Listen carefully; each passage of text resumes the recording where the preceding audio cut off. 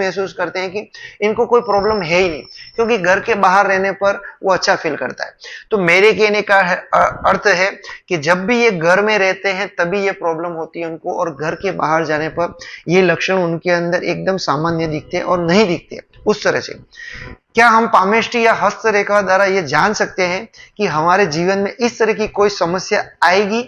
जवाब है मेरा हाँ, 100% मैं बता सकता हूं, और मैं वो लाइन भी बताऊंगा आपको अंतिम में कि वो कौन सी रेखा है जिससे हम जान पाएंगे कि मतलब ये चीज आपकी लाइफ में 100% प्रॉब्लम आएगी। किसी के 5 साल, किसी के 10 साल, किसी के 2 साल, किसी के 1 साल, किसी के 6 महीना, ये प्रॉब्लम 100% आएगी। ये हस्त रेखा में मैं आज आपको बताऊंगा। आज दिन तक आपको किसी कुंडली में या फिर किसी ज्योतिष या किसी तांत्रिक ने नहीं बताया होगा कि ये आपके लाइफ में कब आएगी ये प्रॉब्लम।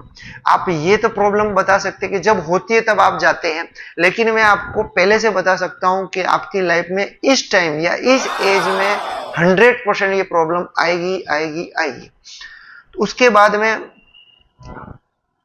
हमारे पूर्व जन्म के कर्म या इस जन्म के कर्म या प्रारब्ध के आधार पर हमें यह समस्या का प्रॉब्लम देखने मिलती है।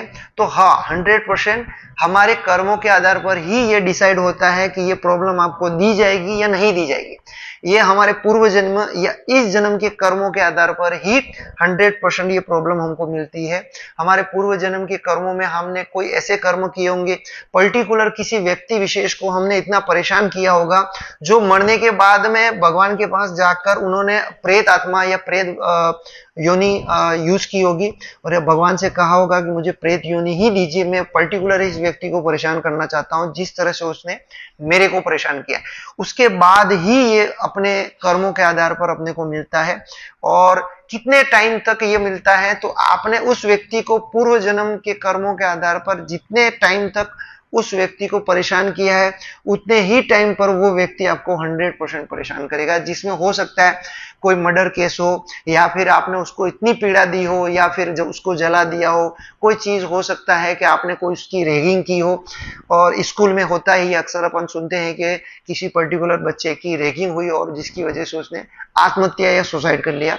उस वजह से भी वो सुसाइडल जो भी व्यक्ति होगा जिसको मानसिक रूप से इतनी पीड़ा मिलेगी कि वो भगवान के पास जाने के बाद में वो प्रेत योनि ही मांगता है, और वो पर्टिकुलर डिसाइड करता है कि मुझे उन व्यक्तियों के पास जाकर उनको या तो पीड़ा पहुंचानी है या फिर उनको मुझे नुकसान पहुंचाना है। उस वजह से इस जन्म में उस व्यक्ति पर्टिकुलर व्यक्ति को पीड़ा होती है और वो इतना परेशान हो जाता है जिसकी कोई सीमा नहीं, और लाखों रुपए खर्च कर देता है। ना वो जॉब पे जा पाता है, ना कोई अपना बिजनेस